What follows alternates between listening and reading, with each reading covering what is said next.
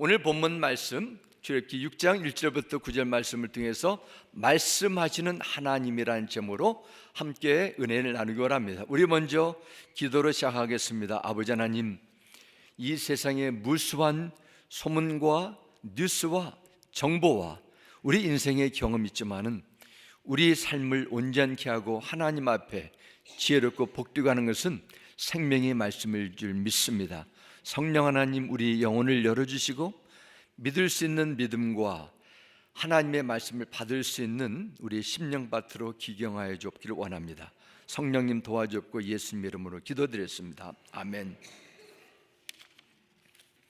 출애굽기는 타입, 예표라고 그렇게 말하는 내용으로 가득 차 있습니다. 예표라, 사인이라고도 말합니다. 쉽게 말해서 그림자라 말합니다. 그림자는 그 자체로 혼자 절대로 존재할 수 없습니다. 뭔가 물리적인 실체가 존재해야만 그림자가 생길 수 있는 것입니다. 그래서 출애굽기에 나오는 애굽은 세상을 보여주고 바로 왕은 세상 임금인 사단 마귀를 예표하게 됩니다. 이스라엘 백성들은 하나님의 택한 백성을, 모세는 택함 받은 성도들을 구원할 예수 그리스도, 하나님께서 보내신 구원자 예수님을 예표하는 인물로 이렇게 우리는 봅니다. 또한 이스라엘 백성들이 애굽의 바로 왕의 압제에서 홍해를 건너 구원받는 사건은 예수 그리스도로 인해 구원과 하나님의 택한 백성들이 사단 마귀의 올무에서 벗어나 해방되는 것을 예표하고 있습니다. 출애굽기 사건의 주제를 크게 두 가지로 나누게 되는데요, 첫 번째는 하나님께서 택하신 이스라엘 백성들을 바로의 그 강한 압제에서 하나님은 어떻게 구원을 해 나가시는가, 이런 주제이고, 또 다른 주제는 그러면은 바로 왕에서 해방된 이스라엘 백성들은 그 이후에 광야 생활이 펼쳐지는데 어떻게 그들의 구원자가 되는 하나님을 예배하는가, 하나님을 예배하는 제사, 예배를 주제로 담고 있습니다. 하나님은 모세라는 한 인물을 택하여 주시고 80년이라는 기간 동안 준비하셔서 그들을, 이스라엘 백성들을 바로 왕에서 구원한 그 큰 일을 시작하셨습니다. 우리가 지난 며칠을 통해서 나눈 것처럼 모세는 하나님의 부름을 받은 이후에 이스라엘 백성들을 구원하기 위해서 바로 왕의 왕궁에 들어가 왕을 만나지만 꼼짝도 하지 않는 바로 보면서 그의 마음속에 처절한 좌절과 두려움과 절망감을 갖고 돌아옵니다. 이때 모세는 하나님 앞에 다시 나갑니다. 그리고 5장 22절도 23절 보면은 이렇게 모세는 대답합니다. 모세는 여호와께 다시 돌아가서 이렇게 부르짖었다. 여호와여, 어째서 이 백성에게 이런 어려움을 주셨습니까? 무엇 때문에 나를 보내셨습니까? 내가 바로에게 가서 주의 이름으로 말한 그때부터 그가 더욱 이 백성을 학대하는데도 주께서는 주의 백성을 전혀 구해주지 않으셨습니다. 이게 하나님 앞에 자신의 격한 심정을 토로하게 됩니다. 하나님은 모세의 한탄을 다 들으시고 대답해 주시는데, 그 대답하시는 그 말씀이 오늘 우리가 읽은 본문 출애굽기 6장의 말씀입니다. 그게 세 가지로 보겠습니다. 하나님은 모세의 모든 고통을 보시고 그의 두려움과 연약함을 아시고 그에게 말씀으로 찾아오셨다는 것입니다. 오늘 본문 1절 다시 보겠습니다. 여호와께서 모세에게 이르시되 내가 바로에게 하는 일을 내가 보리라. 강한 손으로 말미암아 바로가 그들을 보내리라. 강한 손으로 말미암아 바로가 그들을 그의 땅에서 쫓아내리라 말씀합니다. 여기서 바로에게 거절당하고 백성들이 외면당하는 정말 참담한 상황에 처한, 몸과 마음이 지쳐있는 모세에게 하나님은 한없는 위로와 격려의 용기의 말씀을 주시는 그 사건을 보게 됩니다. 이거 하나님의 마음입니다. 너 약하니까 할 수 없어, 너는 더 이상 이제는 내가 쓸 수 없어, 이렇게 말씀하지 않고 말씀으로 찾아오셔서 위로해 주십니다. 하나님은 다시 2절과 3절에 모세에게 이렇게 말씀하십니다. 2절 보겠습니다. 하나님이 모세에게 말씀하 이르시되 나는 여호와이니라. 내가 아브라함과 이삭과 야곱의 전능의 하나님으로 나타났으나 나의 이름을 여호와로는 그들에게 알리지 아니하였고 말씀합니다. 하나님은 모세에게 아브라함과 이삭과 야곱에게 전능의 하나님으로 나타나셨다 말씀합니다. 이 전능의 하나님으로 나타난 내용이 창세기 곳곳에 나오게 되는데 창세기 15장 말씀 보면은 13절 14절 말씀을 이렇게 기록합니다. 여호와께서 아브라함에게 이르시되 너는 반드시 알라 내 자손이 이방에서 개교되어 그들을 섬기겠고 그들은 400년 동안 내 자손을 괴롭히리니 그들이 섬기는 나라를 내가 징벌할지며 그 후에 내 자손이 큰 재물을 이끌고 나오리라. 이게 하나님께서 아브라함에게 말씀을 주시고 언약을 맺어 주셨습니다. 내가 400년 지나면은 너희 후손들이 한 민족을 이룰 텐데 그들이 살고 있는 애굽 나라를 쳐서 큰 재물을 끌고 나올 것이라. 이런 약속을 아브라함과 맺었습니다. 아브라함은 99세가 됐고 사라도 나이가 들어 90세가 됐을 때 하나님은 이 약속을 이루기 위해서 아브라함이 나이 100세, 사라 나이 90세가 된 해에 웃음이라고 뜻하는 이름의 이삭이라는 아들을 얻게 하셨습니다. 이삭이 야곱을 낳고 야곱의 12아들 포함한 70명의 그 후손들이 애굽으로 이민을 내려갔습니다. 그리고 400년이라는 기나긴 세월이 다 흘렀습니다. 70명의 야곱의 후손들이 이제는 낳고 해서 200만 명이 넘는 한 민족 국가를 형성하게 됐습니다. 그 후에 나타난 내용이 출애굽기입니다. 출애굽기 2장 24절과 25절 말씀 보면 하나님이 그들의 고통소리를 들으시고 하나님이 아브라함과 이삭과 야곱에게 세운 그 언약을 기억하사 말씀합니다. 하나님께서 말씀하셨고 그 말씀을 잊지 않으시고 기억하셨다 하셨습니다. 출애굽기 6장 오늘 본문 5절 말씀에도 이제 애굽 사람이 종으로 삼은 이스라엘 자손의 신음소리를 내가 듣고 나의 언약을 기억하노라 말씀합니다. 하나님께서 가나안 땅에 아브라함의 후손을 통해서 이룰 그 나라를 계획하시고 약속하시고 그 약속을 기억하셨는데 애굽 사람이 종을 삼은 이스라엘 자손의 신음소리를 내가 듣고 잊었다가 기억하는 것이 아니고 이제 하나님의 언약에 성취할 때가 됐다는 의미입니다. 모세가 하나님의 말씀을 이스라엘 백성들에게 대하는 내용이 신명기 9장 5절에도 이렇게 나옵니다. 후반절 보겠습니다. 여호와께서 이같이 하시면 내 조상 아브라함과 이삭과 야곱에게 하신 맹세를 이루려 하심이라. 가나안 땅에 들어가야 될 텐데 그것은 내 공의가 아니라 내 마음이 정직함이 아니라 하나님께서 이 가나안 민족을 쳐서 하나님의 나라를 세울 텐데 그것은 하나님께서 선지를 통해서 맺은 언약의 성취라는 것입니다. 당시에 애굽의 속국으로 속한 많은 식민지 민족들이 그 땅에 있을 텐데 하필이면 왜 이스라엘 백성들을 기억해서 구원해 주셨습니까?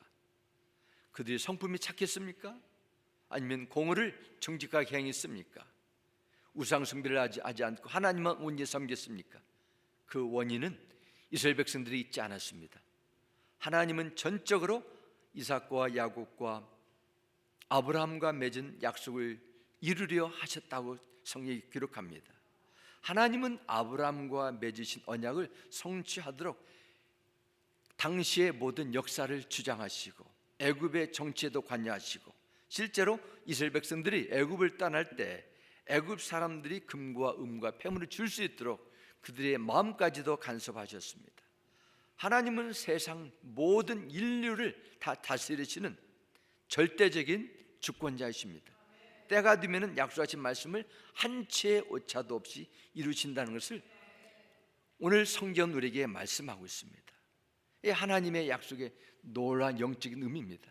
민수기서 23장 19절도 말씀합니다. 하나님은 사람이 아니시다. 거짓말을 아니하신다. 사람의 아들이 아니시니 변덕을 부리지 아니하신다. 어찌 말씀하신 대로 하지 아니시리랴. 어찌 약속하신 것을 이루지 아니하시리라 말씀합니다. 하나님은 맺은 약속을 절대로 잊지 않고 변경하지도 않으신 분이랍니다. 말씀하십니다. 사람은 약속을 해도 잊어버릴 수가 있고 기억을 해도 할 수 없는 그런 환경과 한계에 부딪히기도 합니다. 그러나 하나님께서는 얼마나 신실하신지 약속하신 그 말씀 그대로 실행하시는 능력과 사랑이 있으신가를 모세를 통해서 알려주고 있습니다. 오늘 본문으로 돌아가겠습니다. 오늘 본문 6절부터 8절 보면 하나님은 모세에게 다시 이렇게 말씀합니다. 그러므로 내가 너희 조상들에게 약속한 말씀을 그대로 언약을 이룰 텐데 이스라엘 자손에게 말하기를 나는 여호와라. 내가 업 사람의 무거운 짐 밑에서 너희를 빼내며 그들의 노에게서 너희를 건지며 편팔과 여러 큰 심판들로서 너희를 속량하여 너희를 내 백성을 삼고 난 너희 하나님이 되리니 나는 애굽 사람의 무거운 짐 밑에서 너희를 빼낸 너희 하나님 여호와인 줄 너희가 알리라. 그리고 8절에 기록합니다. 내가 아브라함과 이삭과 야곱에 주기로 맹세한 땅으로 너희를 인도하고 그 땅을 너에게 주어 기업을 삼게 하리라. 나는 여호와라 하셨다 하라 말씀합니다. 모세는 바로 왕을 만난 후에 처절한 좌절감 속에서 두려워 떨고 있었습니다.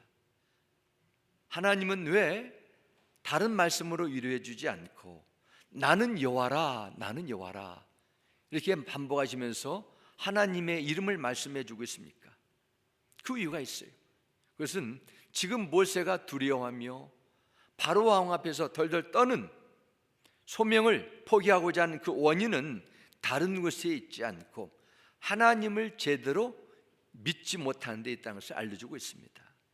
하나님을 잘 알지 못하는 것입니다. 여호와 하나님에는 무슨 뜻이 담겨 있습니까?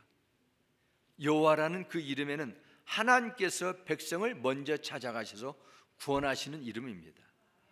여호와는 다른 어떤 존재에서 지음받은 피조물이 아니라 인간의 상상력에 의해서 만들어낸 신적 존재가 아니라 태초 전부터 영원까지 존재하시는 분이란 뜻입니다.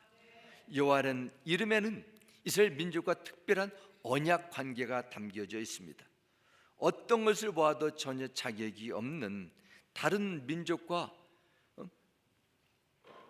악하면 악했지 장점이라는 것은 하나도 볼 수 없는 이스라엘 민족을 먼저 택하여 주시고 그들의 하나님이 되어주시고 언약을 맺으신 분이 여호와라는 것입니다. 하나님은 모세를 통해서 계속해서 반복해서 자신이 누구인가에 말씀합니다.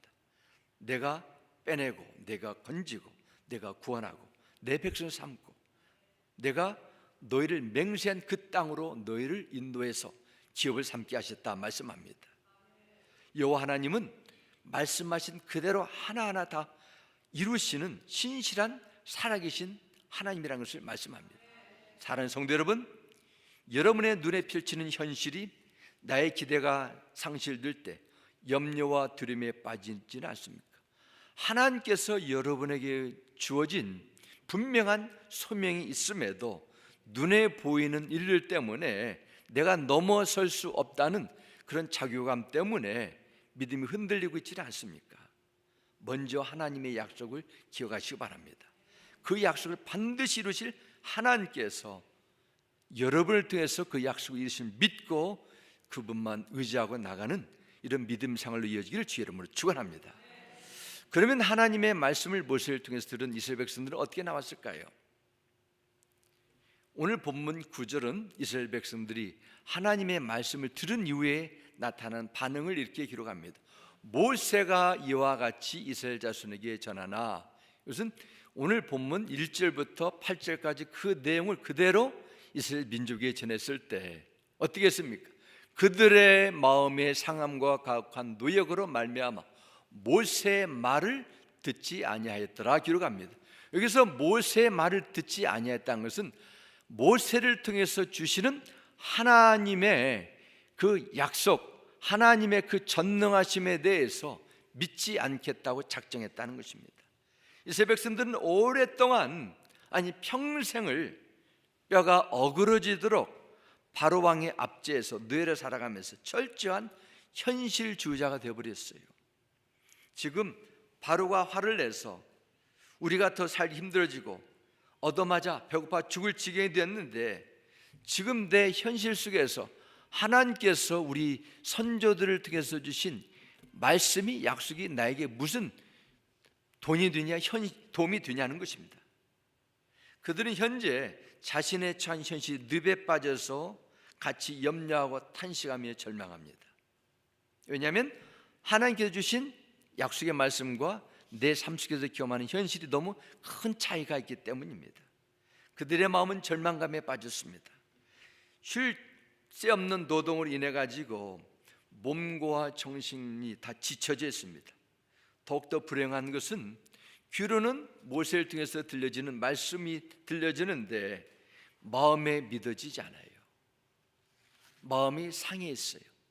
가혹한 노역으로 눈에 보이는 것이 너무 무섭고 두려워하게 여기는 것입니다. 지금 모세는 동족 이스라엘 민족의 구원을 위해 생명을 걸고 애굽을 지배한 애굽왕 바로에게 맞서 싸워야 되는 힘든 상황에 있습니다. 이럴 때 이스라엘 백성들은 우리를 위해서 저 모세 지도자가 애쓰는 것을 보면서 어떻게 하면 우리를 위해서 힘쓰는 모세를 도와줄까 하는 것보다도 자신이 당하는 고통과 마음의 상함으로 오히려 더 불평하고 비난하고 모세 말을 무시하게 됩니다. 출애굽기 6장의 9절에 나온 메시지는 단순한 이스라엘 백성의 상황을 묘사하고 있지 않습니다. 오늘을 사는 하나님의 부르심을 받은 성도들의 어려움 속에서 어떻게 믿음으로 나가야 되는가에 대한 영적인 교훈을 담고 있다고 저는 믿습니다. 세상에 주는 불신과 마음의 두려움이 끊임없이 현실 속에서 찾아옵니다. 하나님의 말씀이, 하나님의 약속이, 하나님의 행하신 일이 점점 희미하게 보일 때도 있습니다. 무엇이 문제예요? 하나님의 은혜가 떨어졌습니까? 누구에게 자제합니까? 여러분의 마음입니다. 우리의 영적 상태가 하나님의 능력을 보지 못하는 것입니다. 어떻게 회복할 수 있습니까? 우리가 하나님을 온전히 신뢰할 수 있는 믿음입니다. 하나님이 어떤 분인가를 알고 하나님을 믿고 경외함으로 약속에 따라 살아가는 순종이 나타나야 돼요. 그런 믿음을 통해서 하나님의 구원의 역사가 나타나는 것입니다. 이 세상에 얼마나 많은 택함받은 주의 백성들이 놀라운 구원의 은혜를 받고 복음을 듣고 주님의 교회 일에 섬기다가 눈에 보이는 것에 현실에 손해가 있고 마음이 상하고 상처받았다 해가지고 또 여러 가지 이런저런 마음에 들지 않고 어렵다 해가지고 부름의 자리를, 하나님의 약속을 잊어버린 경우도 있습니다.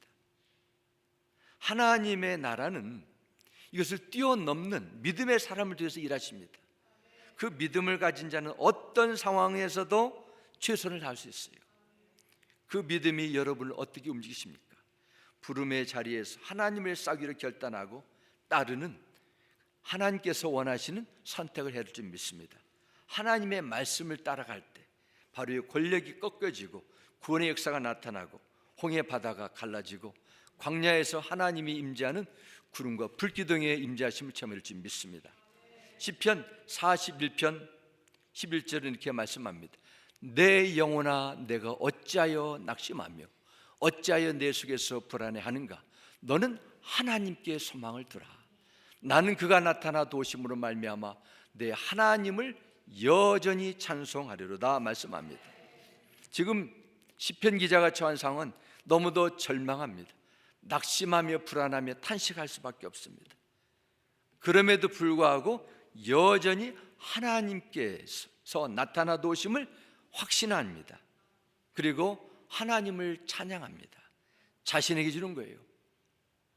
하나님은 여전히 나와 함께 하신 분이기 때문에 나타나 도실 살아계신 하나님을 바라보며 그분에게 소망을 두고 하나님을 찬양하기로 결단하니까 처한 상황이 과거의 사연, 나의 걸림돌이 되지 못하고 계속해서 나는 하나님의 은혜를 경험하게 된다는 것입니다. 탄식 속에서 스스로를 자신의 경험에, 눈에 보이는 현실에 낙담하지 않고 가둬두지 않고 하나님께 소망을 두라고 자신을 향해 선포합니다. 하나님은 자신이 세운 약속에 철저하게 지키시는 분입니다.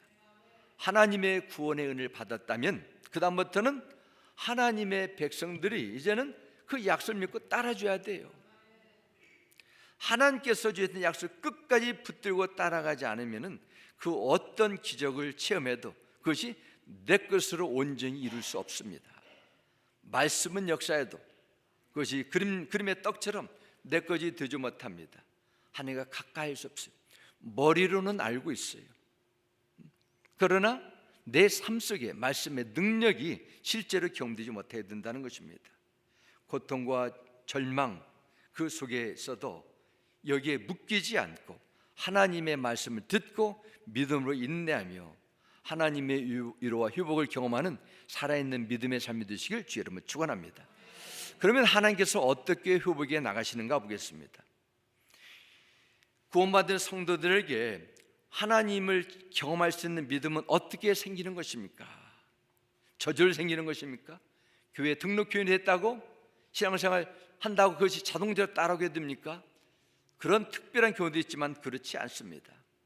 짧게 두 가지로 나누는 게, 첫 번째는 하나님의 주신 약속의 말씀을 받았다면 말씀대로 생각하고 말하고 행하는 훈련을 하셔야 돼요. 훈련이란 대단한 힘을 가지고 있습니다.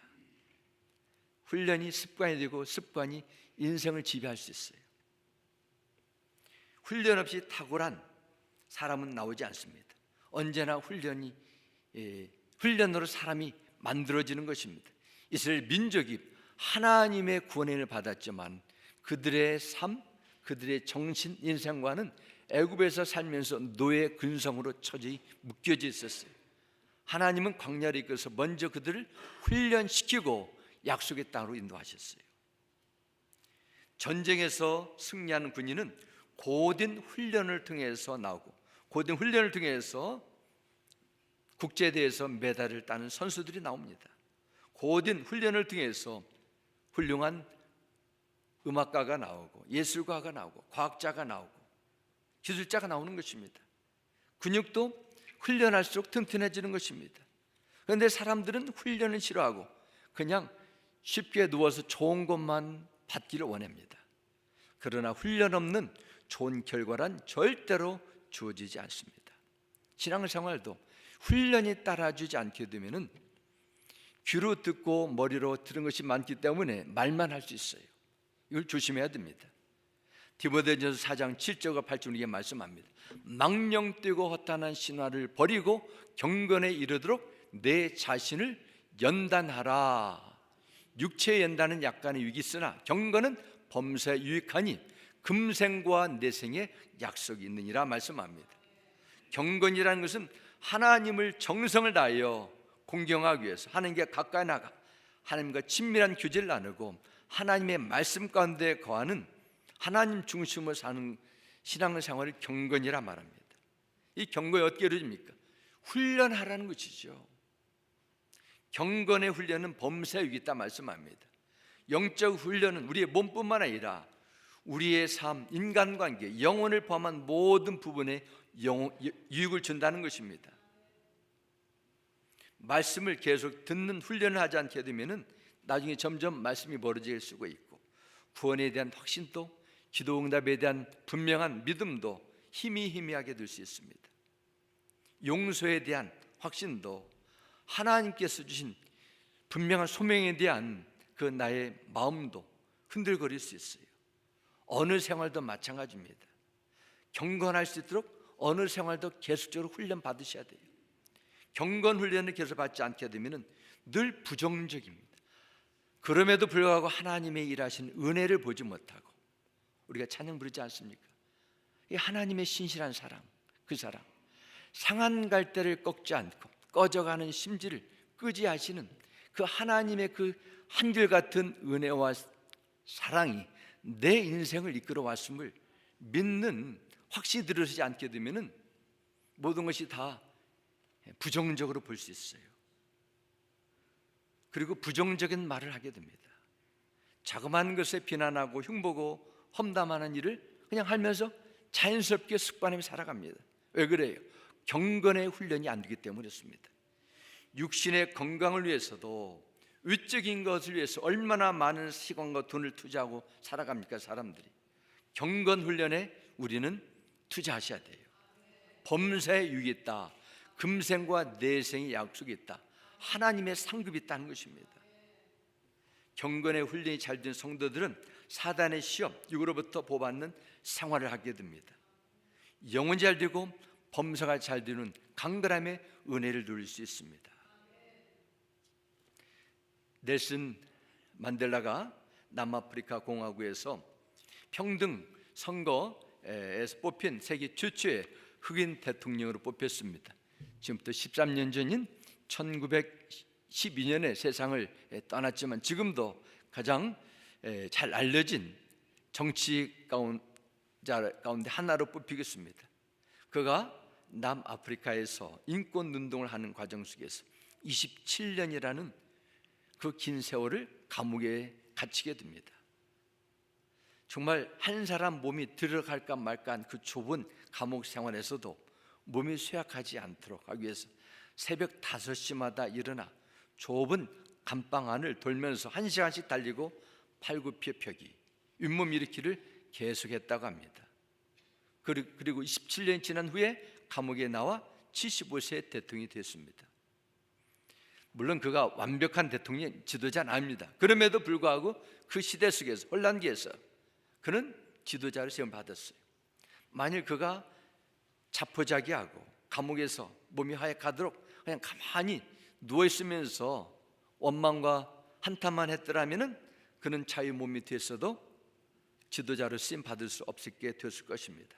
그러나 그는 자신나와 흑인의 평등을 위해서 일하기 위해 그날을 굳게 믿었기 때문에 자신이 해야 될 사명을 잊지 않았습니다. 그의 몸을 강인하게 훈련했기 때문에 80세까지 그 강인한 몸으로 대통령의 역할을 감당했다는 것입니다. 경건 훈련도 마찬가지입니다. 영적인 천국의 복만 주는 것이 아니라 이 땅에서도 훈련을 통해서 나의 잠재력이 이루어집니다. 회사에서도 직원들이 훈련되지 않으면 그 회사가 잘 돌아가지 않아요. 어려움을 겪게 됩니다. 육체적인 훈련은 금생에 제한되어 있지만 영적인 훈련에서는 금생에서도 경건한 삶을 살게 될 뿐만 아니라 내세에서도 천국에 들어가서도 영원한 생명으로 하나님과 무한한 삶을 살게 된다는 것입니다.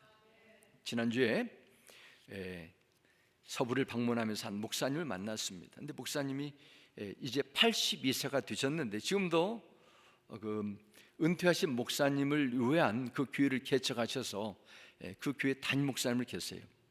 그런데 그 목사님 그런 얘기를 했습니다. 내가 중학교 2학년 때 예수님을 마음에 영접하고 그때부터 나는 밤 12시에 자서 새벽 4시에 일어나는데 중학교 2학년 때 가졌던 이 나의 생활 습관이 지금도 똑같이 이루어진다면서 지금도 매일 4시간만 자고 나머지 시간을 하나님의 말씀을 공부한다. 그런 내용을 저에게 전해주면서 많은 도전을 줬습니다. 참 귀한 영적 훈련이 중요하구나. 아무리 세상이 요란하고 바로와 같은 세상의 권력을 믿는 자들과 주님의 교회를 무너뜨려 해도 넘어지지 않습니다. 그래서 여호와로 하나님 나라의 일꾼으로 주님의 제자로 여호와의 군대로 쓰임받기 위해서는 훈련하셔야 돼요. 훈련받을 때 주님의 뜻을 어려움과 도전과 시험이 찾아와도 이것을 능히 일어서며 끝까지 따라갈 수 있습니다. 훈련하지 않으면 사고가 나요. 총을 거꾸로 돌아가지고 아군인지 적군인지 분별하지 못하고 다른 사람을 다치게도 할 수 있어요. 남을 넘어뜨릴 수 있습니다. 그래서 우리는 항상 하나님의 말씀 가운데 하나님의 기쁨을 위해서 육의 소욕을 세상의 풍지를 내려놓고 주님을 따를 수 있는 훈련을 해줄 줄 믿습니다. 두 번째는 하나님을 인격적으로 만나셔야 돼요. 하나님을 바라보지 않고 사단의 유혹과 협박이 더 크게 바라보는 것은 하나님이 누구인가를 제대로 인식하지 못할 때 나타나게 됩니다. 엘리야가 구약의 위대한 선지자로 부름을 받았지만 아방의 아내 이세벨이라는 한 여인을 바라보고 여인이 주는 위협을 듣고 두려워 떨면서 좌절감과 허탈감 속에서 그 극도로 영적인 침체에 빠지게 됩니다. 이것은 아무리 위대한 하나님의 능력을 받은 사명자라 할지라도 하나님을 바라보지 않고 이세벨과 같은 악한 사람, 환경만을 바라보면 넘어질 수 있다는 것입니다. 보아야 될 하나님을 바라보지 않고 사단의 유혹과 협박을 더 크게 본 것입니다.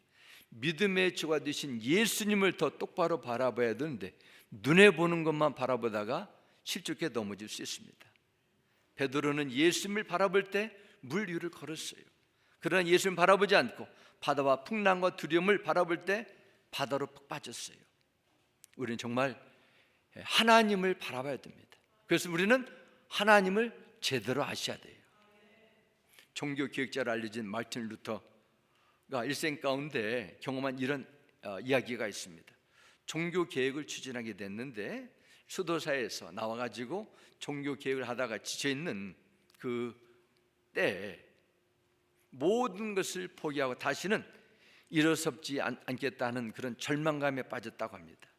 실망과 두려움과 좌절 속에 빠진 이 마르틴 루터 앞에 루터의 아내였던 케이티가 상복을 입고 루터 남편 앞에 나타났다 합니다. 이때 남편들은 루터가 깜짝 놀랐습니다. 아니, 당신 왜 상복을 입었어요? 누가 죽었습니까? 누가 죽었단 말이요? 이때 케이티가 남편의 이런 대답을 했다 합니다. 당신이 믿는 하나님이 돌아가셨어요. 아니, 당신 무슨 소리예요? 하나님이 돌아가시지 않았더라면, 하나님이 살아계시지 않았더라면 당신 이렇게 포기하고 두려워 누워 있을 리가 없지 않습니까? 아내가 던져진 이 말 한마디에 루터가 깨어났습니다. 벌떡 일어나서 아내와 함께 예배 자리에 나가서 강력한 성령의 은혜를 체험했다고 합니다. 그리고 그 종교의 영으로 묶여있는 그때 종교개혁이라는 거룩한 소명 앞에 자신의 삶을 모든 것을 다 내어드리기로 다시 한번 헌신함이 결단하게 됩니다. 우리가 그리스도인이고 하나님의 사람들이지만은 어떤 때는 하나님이 없는 것처럼 생각하고 말하고 살아가고 있지는 않습니까? 중요한 일을 놓고서도 하나님께 묻지도 않아요. 내 인생의 중요한 결정을 두고서도 하나님이 안 계시는 것처럼 기도하지도 않고 과거의 습관대로 그냥 행하고 결정하게 됩니다. 성경에 나오는 하나님은 믿는 것 같지만 그분이 실제적으로 보면 안 계시는 것처럼 살고 있을 수 있습니다. 그렇다면 하나님이 계시나 마나야죠. 정말로 살아계신 하나님이 나와 함께 계신다는 사실을 내 마음속에 믿고 있다면 우리 인생은, 우리 신앙은 반드시 변한다고 저는 확신합니다. 그리스도인들이 세상의 강력한 세력과 핍박 앞에서 신앙이 흔들거리고 위기를 만날 때 요구되는 것은 하나님을 만나야 돼요. 하나님의 그 위대함을 우리는 경험해야 됩니다. 하나님의 부름을 받고 구원의 은혜를 체험하고 삶을 받았어서 모세처럼 세상의 권력 앞에 초라해지고 무기력해지고 부름의 자리에 떠나고 싶은 그런 충동과 유혹이 누구에게나 찾아올 수 있어요. 아니, 이스라엘 백성들처럼 오히려 하나님의 약속이 없는 것처럼 무시하고 자신을 한탄하며 마음의 상처를 가지고 피의식에 묶여 살 수도 있어요. 그러나 이것은 절대로 하나님이 기뻐하시는 믿음의 생활이 아닙니다. 하나님의 말씀이 어두운 내 마음을 비출 때 하나님이 얼마나 위대하시고 얼마나 놀랍게 일하시는 사실을 깨닫게 됩니다. 하나님은 여러분의 힘들고 어려운 문제보다도 비교할 수 없을 정도로 더 크신 분을 여러분 믿으시기 바랍니다. 그뿐만 아니라 하나님은 이 세상 인간들의 어떤 형편에 영향을 받지 않습니다. 구약 성경에 보면은 그래서 하나님은 선지자를 통해서 너희들이 입으로는 하나님을 안다 하지만 하나님을 잘 알아라, 그렇게 여러 차례 호세합니다. 호세아서 6장 3절 말씀 보면은 그러므로 우리가 여호와를 알자, 힘써 여호와를 알자 말씀합니다. 호세 6장 6절에도 나는 인애를 원하고 제사를 원하지 아니하며 번제보다 하나님을 아는 것을 원하노라 말씀합니다. 하나님을 제대로 알지 못하기 때문에 하나님의 일함을 무시하게 되고 하나님의 살아계심을 전혀 체험하지 못하고 하나님의 일에 회방꾼이 될 수도 있어요. 그러면 죄로 오염된 인간이, 죄로 멀어진 인간이 어떻게 하나님을 알 수 있습니까? 바로 하나님께서 보내신 중보자 예수 그리스도의 보혈과 성령을 통해서 내 영이 살아내야 됩니다. 영혼이 살아난 중생의 체험을 갖기 위해서는 내가 먼저 하나님을 만나는 그 걸림돌이들은 죄의 문제를 해결해야 돼요. 내가 하나님 앞에 얼마나 그분을 무시하며 살아왔는가를 철저하게 인식하고 입으로 고백하는 것입니다. 그리고 예수의 보혈에 은혜 입어 내가 하나님의 지용삼을 받는 것입니다. 이것을 회개라 말아. 회개.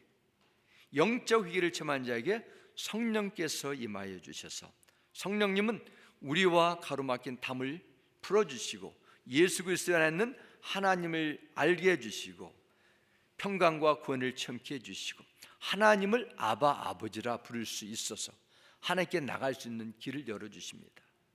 이때 신앙생활이 시작돼요. 사도 바울이 부활하신 주님을 만나기 전에 그는 철저한 바리새인이었습니다. 구약의 율법에 정통했습니다. 말씀의 법에 철저하게 꿰뚫었습니다. 그러나 그는 하나님을 몰랐습니다. 예수의 몸인 듯인 교회를 핍박하고 예수님을 이단의 교수라고 불렀습니다.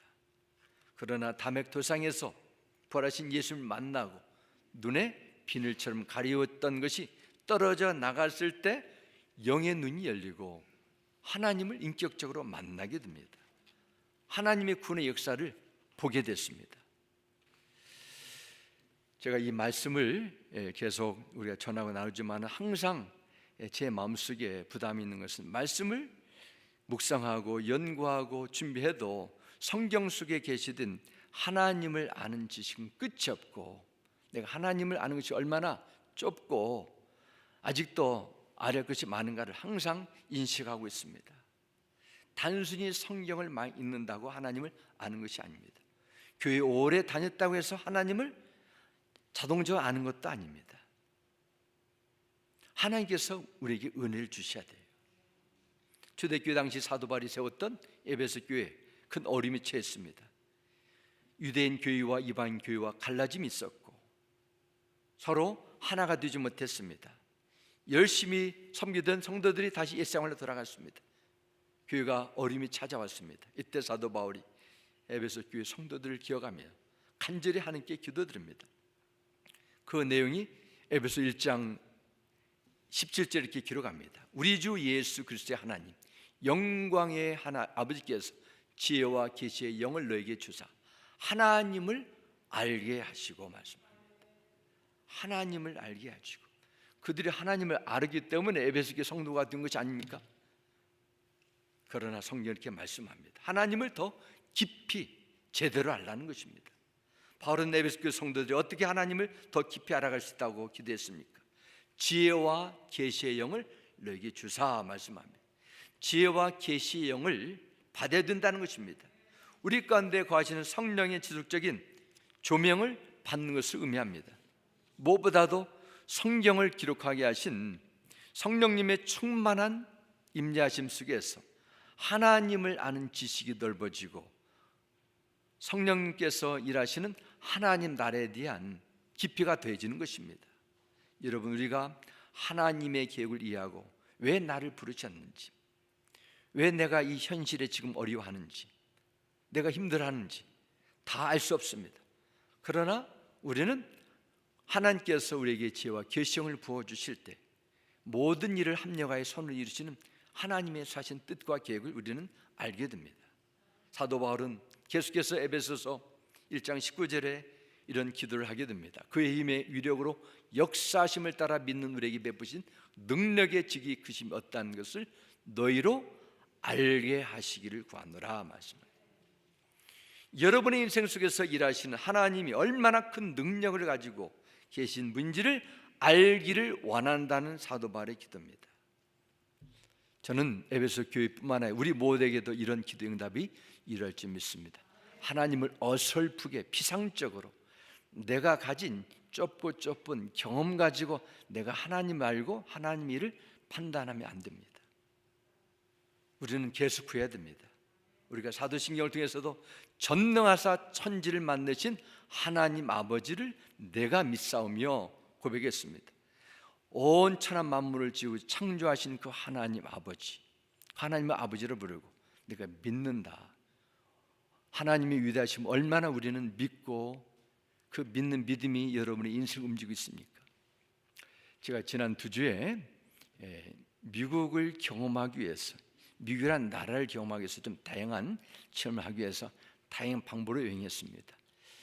렌트카를 빌리기도 하고, 어떤 때는 기차를 타고 며칠을 다니기도 하고, 또 어떤 때는 걸어 다니기도 하고, 또 돌아올 때는 비행기를 타고 들어왔습니다. 한 가지 깨달은 것은 미국이란 나라가 정말 넓구나.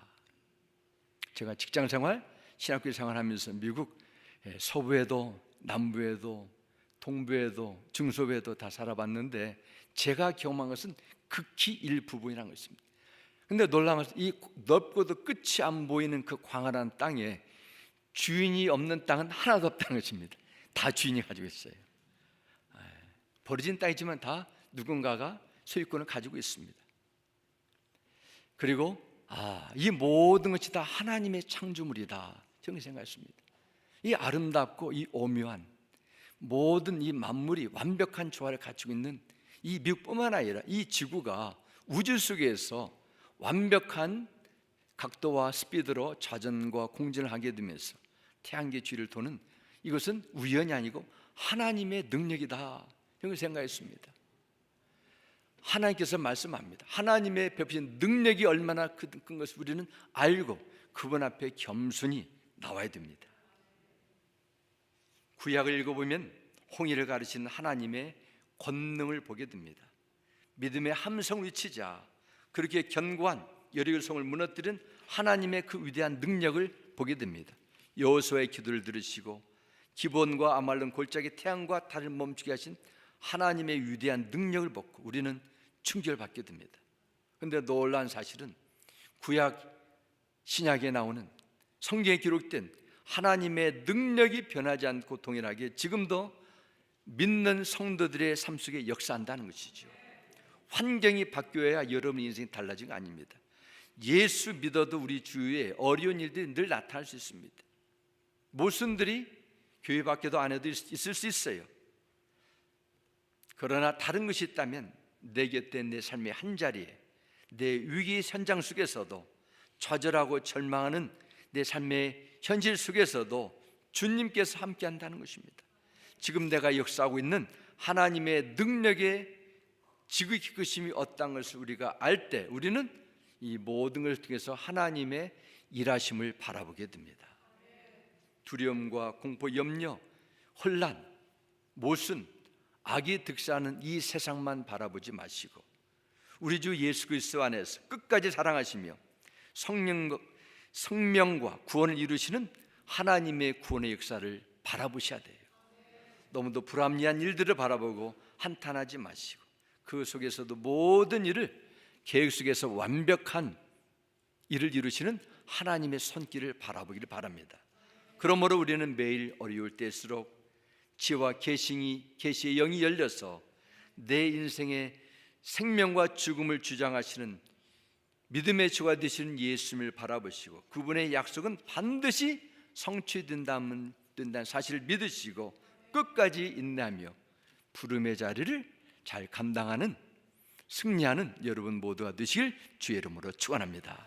우리 함께 기도하겠습니다. 아버지 하나님, 바로왕의 그 권력과 자신의 연약함을 보고 두려워하며 떨려 어찌할 바를 모르고 부르심의 자리를 포기하고 도망치려는 모세에게 하나님은 나는 전능하신 여호와라 말씀하시고 내가 한 말씀은 반드시 이루라 하나님의 신실하심을 깨우쳐 주셨습니다.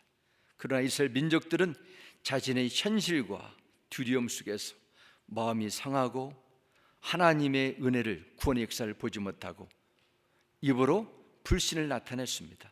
우리는 어떻게 살아야 됩니까? 어떠한 믿음으로 이 세상을 헤쳐나갑니까? 숨을 감당해야 됩니까? 우리의 영의 눈을 열어주셔서 하나님의 통치를 보게 해주시고 내 인생을 향한 하나님의 계획을 바라보게 해주시고 부름의 자리 끝까지 순종할 수 있는 살아있는 하나님의 기적을 체험할 수 있는 믿음의 사람으로 우리를 세워 주시옵소서. 예수님의 이름으로 기도드렸습니다. 아멘.